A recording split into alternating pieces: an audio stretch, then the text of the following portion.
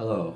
Today I'm going to talk about Guillermo del Toro's Frankenstein, but I'm also going to talk about the alchemical myth in the novel. First thing I'm going to say is that Frankenstein is perhaps the most alchemical novel of all time. It's also a Miltonian tragedy, and I feel like nobody ever gets it right on screen. Past versions focus on the horror, distilling high literature down to kind of creep show, but we're gonna get into it a little bit today. So this is a two-part video. Part one is about the novel and why it's so good, and I'm gonna talk a bit about the alchemical myth at the heart of the novel. The second part will be my review. If you want to skip to that section, you can go to this timestamp, but let's get started. Part one, the alchemical myth. So I believe that alchemy is kind of the linchpin of the novel. It shows the power of it, but also the dangers of it. And if you don't know anything about alchemy, it's the transforming of base metals into gold,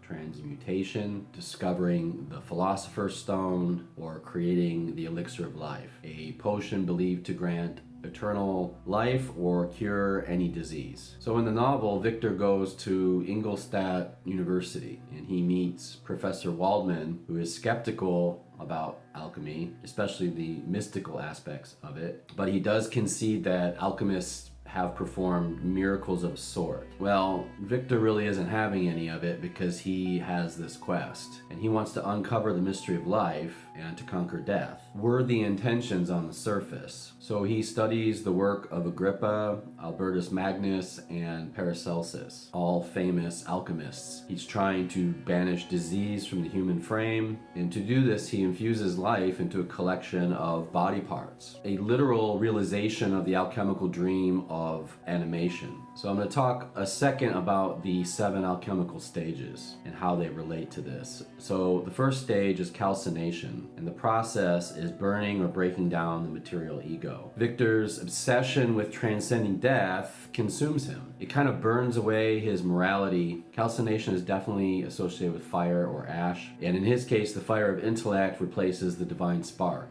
Number 2, we have dissolution, breaking down hardened matter into primal essence. So dissection of human form into components, tissue, organs, fluids. He doesn't see them as people anymore. He immerses himself in decay, symbolically dissolving creation into its raw elements. Number 3, separation, sorting and isolating the purified elements, distinguishing the pure from the impure. Victor isolates the useful parts of corpses, separating life-giving structures from essentially rot. Number 4, we have conjunction, the reunion of purified elements, the sacred marriage, Sol and Luna, sun and moon. He fuses the disparate parts into one being, the literal conjunction of matter, but it's a parody of divine union. He becomes man mimicking God, actually a bit like the demiurge. If you watch my channel, you know that I talk about Gnosticism and the demiurge a lot, but he is a lot like the demiurge. And he does kind of create an abortion. And number 5, fermentation. Death gives way to new life. The spark of divine energy transforms the dead matter. Electricity, the Promethean spark,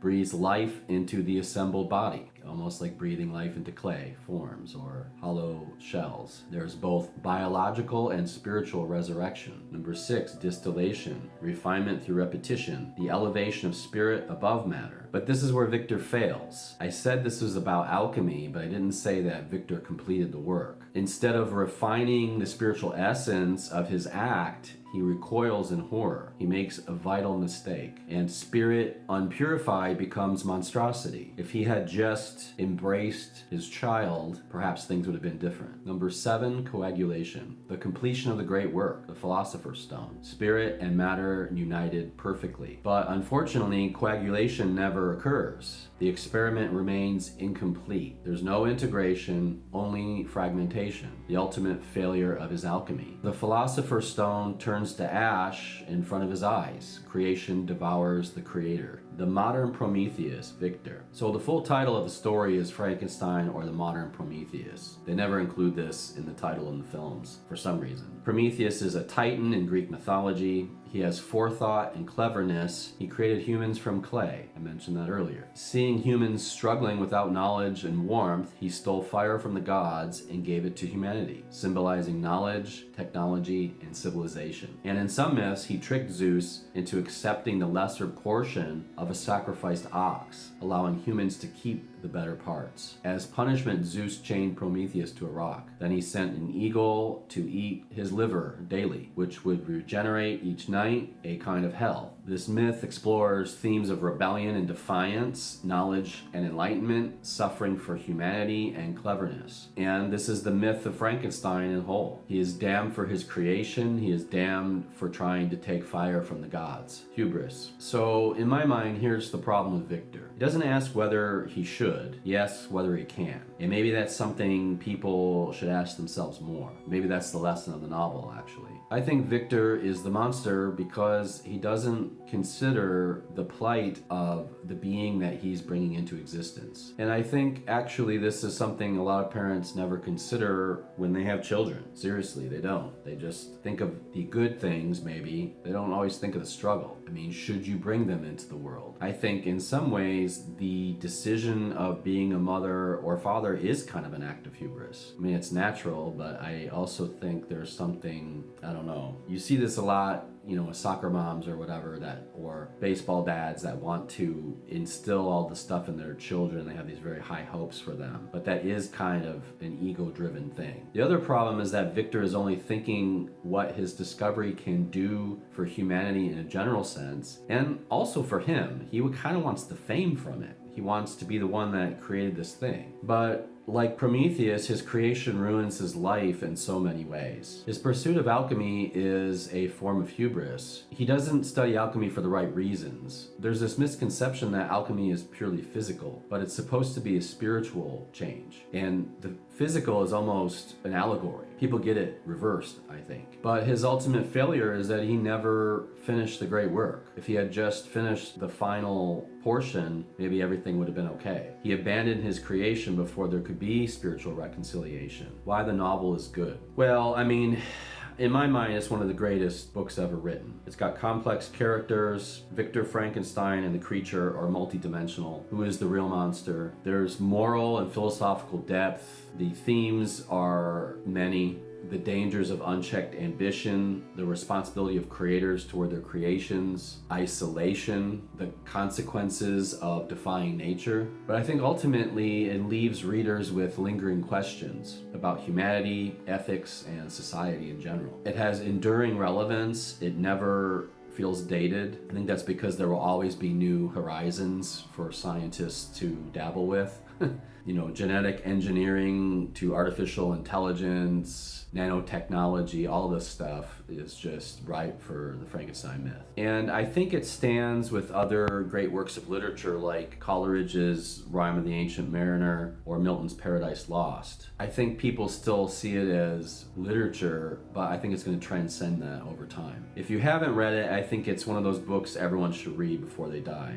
You should just definitely go out and read it if you haven't. It's strange. I've asked many people through my life whether they've read it or not, and these are the answers I usually get. I read excerpts in high school or college. I've seen several of the movies, so I know the story. Regardless, it's one of my favorites. It really affected me profoundly when I read it for the first time. It came to me at a time where I really needed it. It made me sort of see things differently. Part 2, does the film live up to the novel? Here's my review. Well, I just saw Del Toro's Frankenstein. I wanted to give my first impressions without really thinking too much about it. First thing I'm going to say is this is not a horror movie. If you're going into it thinking of it as a horror movie, you are not going to enjoy it. It is more of a supernatural drama, kind of myth, or almost a fairy tale to some degree. I think it was good.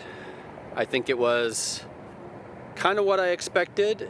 There were some things that Del Toro did that I agree with, and there's some things I disagree with.